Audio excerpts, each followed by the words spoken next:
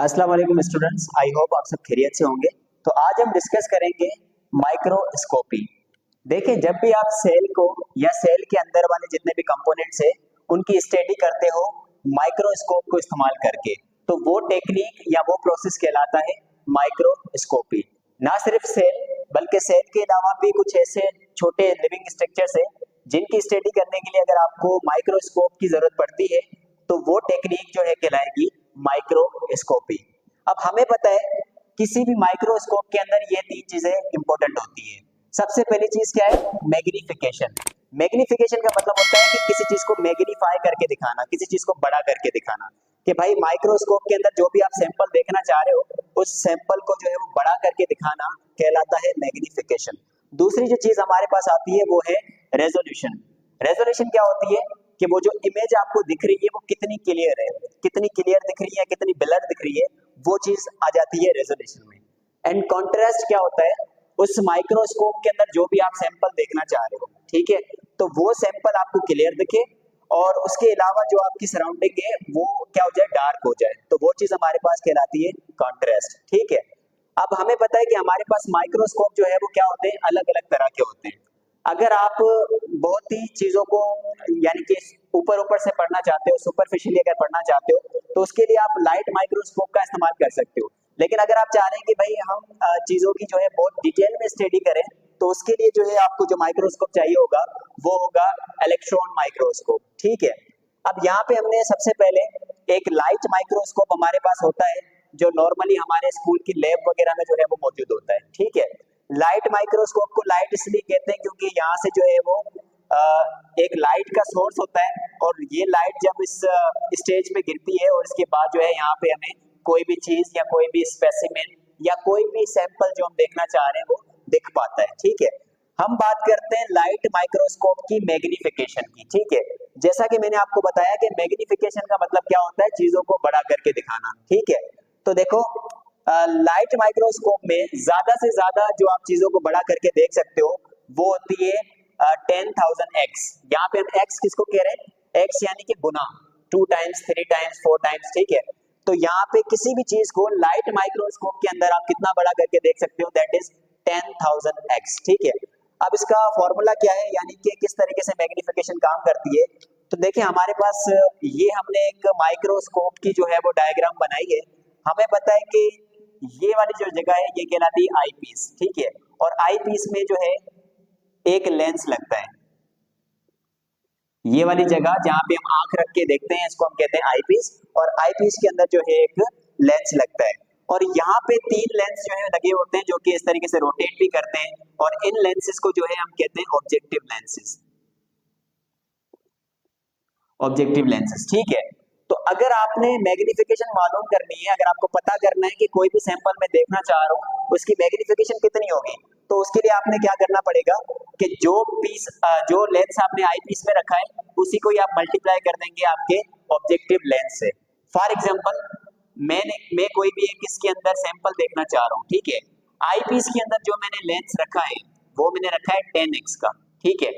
और यहाँ पे ऑब्जेक्टिव में जो मैंने लेंस रखा है वो मैंने रखा है 4x का। तो मैं क्या कर दूंगा, सिंपल उस 10 को मैं मल्टीप्लाई कर दूंगा 4 से, तो ये मेरे पास जो है आंसर आ जाएगा 40x।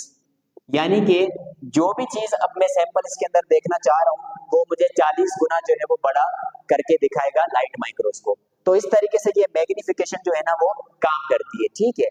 अगर हम बात करें इलेक्ट्रॉन माइक्रोस्कोप की, तो उसकी जो है वो मैग्निफिकेशन जाहिर सी बात है इससे ज्यादा होगी क्योंकि वो बहुत ही पावरफुल जो है वो माइक्रोस्कोप होता है। ठीक है। अच्छा, मैग्निफिकेशन के बाद हम बात करते हैं रेजोल्यूशन की। तो रेजोल्यूशन को कैसे डिफाइन करते हैं? हम कहते हैं कि it is the clarity of an image. ठीक है। जो भी तस्वीर, जो भी सैंपल आप देखना चाह रहे हो उस सैंपल की तस्वीर आपको कितनी क्लियर दिखती है वो चीज जो है वो कहलाती है रेजोल्यूशन। ठीक है। अब एक चीज हमेशा याद रखिएगा कि रेजोल्यूशन होती है, रेजोल्यूशन हम इस तरीके से देखते हैं, कोई भी चीज हमें क्लियर ऐसे दिखाई देगी कि हमारे पास दो ऑब्जेक्ट जितने दूर होंगे उतनी ज्यादा चीज हमें क्या दिखाई देगी, क्लियर दिखाई देगी। अब वो कैसे? फॉर एग्जांपल देखें, यहाँ पे हमने कोई भी दो चीजें ले ली है। अब ये दो चीजें आपस में बिल्कुल मिली हुई है तो हमें पता नहीं लग रहा कि ये क्या बना हुआ है। ठीक है। तो यहाँ पे जो है इसको हम क्या बोलेंगे, इसको हम कह सकते हैं कि this is the poor resolution. यहाँ पे हमें समझ में नहीं आ रहा कि एक्चुअल में चीजें दो भी हैं या नहीं है। ठीक है, अगर आप इसको दूर से देखें तो आपको ये सिर्फ कोई एक चीज दिखेगी, ठीक है। इसके बरक्स अगर हम इसको देखें तो यहाँ पे हमें थोड़ी सी चीजें जो है वो साफ दिख रही है, हमें थोड़ा थोड़ा फील हो रहा है कि एक ये पूरी चीज है और एक ये पूरी चीज है, लेकिन अभी भी इसकी रेजोल्यूशन जो है वो इतनी साफ नहीं है। लेकिन अगर हम इसकी बात करें तो यहाँ पे हमारे पास दो ऑब्जेक्ट है, एक ऑब्जेक्ट ये है, एक ऑब्जेक्ट ये है, इनके बीच में जो है अच्छा खासा डिस्टेंस है, और जितनी दो चीजें आपस में जितना डिस्टेंस करेंगी उतनी हमें चीजें क्लियर दिखाई देगी, यानी कि उतनी रेजोल्यूशन हमें क्या दिखाई देगी, ज्यादा दिखाई देगी इसके अंदर, ठीक है। अच्छा, अब हम थोड़ी सी रेजोल्यूशन की बात कर लेते हैं कि हमारे पास जो इलेक्ट्रॉन माइक्रोस्कोप होता है उसकी रेजोल्यूशन कितनी होगी और जो लाइट माइक्रोस्कोप होता है उसकी रेजोल्यूशन कितनी होगी, ठीक है। देखिए यहाँ पे LMR, LM का मतलब होता है लाइट माइक्रोस्कोप, R का मतलब है उसकी रेजोल्यूशन। तो देखें लाइट माइक्रोस्कोप की रेजोल्यूशन इतनी होगी कि ये हमारी आंख से हमें तकरीबन 500 गुना कोई भी चीज क्लियर दिखा सकती है, ये रेजोल्यूशन मैं बता रहा हूं आपको लाइट माइक्रोस्कोप की। और अगर उसके बाद हम इलेक्ट्रॉन माइक्रोस्कोप की रेजोल्यूशन की बात करें तो ये चीज जो हमें तकरीबन हमारी आंख से 10,000 गुना ज्यादा क्लियर कोई भी चीज दिखा सकती है। देयरफॉर सेल के जितने भी ऐसे हिस्से जो कि लाइट माइक्रोस्कोप से नहीं देखे जाते उनको स्टडी करने के लिए फिर इलेक्ट्रॉन माइक्रोस्कोप की जरूरत पड़ती है, क्योंकि इसकी रेजोल्यूशन जो है क्या है, बहुत ज्यादा है। कहाँ उसकी 500 है, कहाँ इसकी 10,000 है। इवन जो वायरस की डिस्कवरी की गई थी बेटा, जो वायरस की डिस्कवरी की गई थी वो भी इस इलेक्ट्रॉन माइक्रोस्कोप की मदद से जो है वो की गई थी, ठीक है।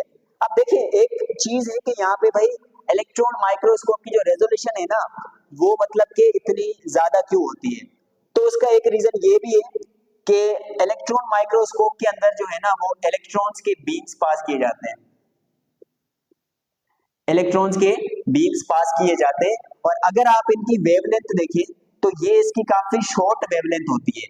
अब याद रखिएगा जिसकी वेवलेंथ जो है वो शॉर्ट होगी उसकी जो है वो क्लियरिटी या उसकी जो है रेजोल्यूशन वो क्या होगी, बहुत ही ज्यादा होगी, ठीक है। तो एक ये रीजन भी है जिसकी वजह से इलेक्ट्रॉन माइक्रोस्कोप की जो रेजोल्यूशन होती है वो क्या होती है, बहुत ज्यादा होती है, और वायरस जैसा स्ट्रक्चर जो है वो इसी के अंदर जो है वो देखा गया, ठीक है।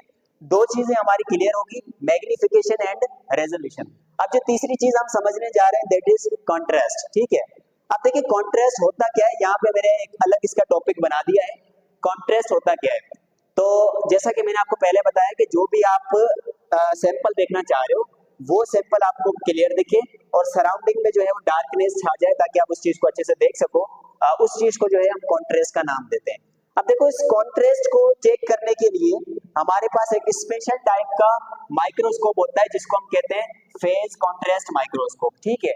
ये माइक्रोस्कोप जो है वो डिफरेंट होता है, नॉर्मली जो हम कॉन्ट्रास्ट देखना चाहते हैं किसी भी सैंपल का उसके लिए ये वाला माइक्रोस्कोप जो है वो काम किया जाता है, लेकिन इसका मतलब ये नहीं है कि ये कॉन्ट्रास्ट आप सिर्फ इसी माइक्रोस्कोप के अंदर देख सकते हो, ठीक है। आप क्या कर सकते हो, हमारे पास जो लाइट माइक्रोस्कोप होता है उसका भी जो है वो क्या कर सकते हो, उसकी मदद से भी आप कॉन्ट्रास्ट को देख सकते हो, ठीक है। लेकिन उसके लिए फिर आपको थोड़ी सी इसके अंदर तब्दीली लानी पड़ेगी।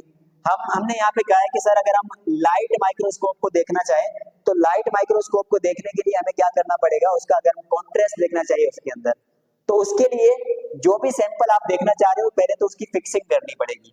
फिक्सिंग यानी कि उसको सही तरीके से लगाना पड़ेगा उस स्टेज के अंदर, एंड दूसरा उसके अंदर आपने क्या करना पड़ेगा, स्टेनिंग करनी पड़ेगी।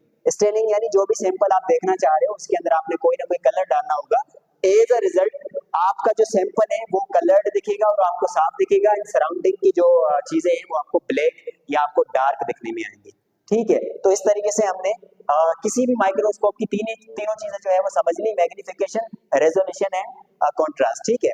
यहाँ पे हमने जो है एक माइक्रोस्कोप बनाया है और इस माइक्रोस्कोप का जो है कुछ इसके पार्ट्स हैं जिनको याद रखना या जिनके बारे में पता होना आपको लाजमी है, ठीक है। कुछ चीजें, दो चीजें मैंने पहले बताई थी, जैसे कि ये आईपीस है, ठीक है, इसके अंदर अलग अलग लेंस रखते हैं और आईपीस के अंदर हम अपनी आंख को रख के किसी भी सैंपल को देखते हैं, ठीक है। ये क्या है, ये इसकी आर्म कहलाती है जहां माइक्रोस्कोप को पकड़ा जाता है, ठीक है। अच्छा, उसके अलावा यहाँ पे जैसे ये वाली पूरी एक ट्यूब खत्म होगी, यहाँ पे 3 लेंस लगे हुए होते हैं और इन तीनों लेंस को हम कहते हैं ऑब्जेक्टिव लेंस, ठीक है। ये अलग अलग मतलब के एक्स के होते हैं, 5x का भी होता है, 10x का भी होता है, 45x का भी होता है, इस तरीके से। उसके बाद ये जो मैंने ब्लैक सा पूरा बनाया है ये होता है स्टेज, ठीक है।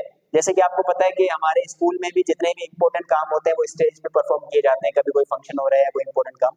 इसी तरीके से ये जो स्टेज माइक्रोस्कोप का, आप कोई भी चीज देखना चाह रहे हो, कोई भी सैंपल देखना चाह रहे हो, उसको आप इस स्टेज के ऊपर जो है वो रखते हैं, ठीक है। उसके अलावा यहाँ पे एक लाइट सोर्स होता है, ठीक है। बेसिकली यहाँ पे जो लाइट माइक्रोस्कोप की अगर बात करें तो वहां पे ये एक शीशा लगा होता है, गिलास लगा होता है, जो कि लाइट को रिफ्लेक्ट करके ऊपर तक पहुंचाता है, ठीक है।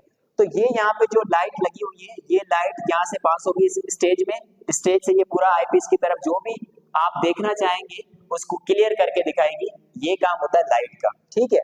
और ये लास्ट में इसका स्टैंड है जिसकी मदद से ये खड़ा हो पाता है। और ये जो ब्लू कलर का हमने बनाया है, ये वाला स्ट्रक्चर जो हमने बनाया है ब्लू कलर में, इसको आप कह सकते हो स्पेसिमेन, ठीक है। स्पेसिमेन यानी कि कोई भी सैंपल, कोई भी ऐसा सैंपल जो आप माइक्रोस्कोप के अंदर देखना चाह रहे हो उसको आप कहते हैं स्पेसिमेन, ठीक है। तो ये था आज का लेक्चर, उम्मीद है आपको समझ में आया होगा। Thank you so much.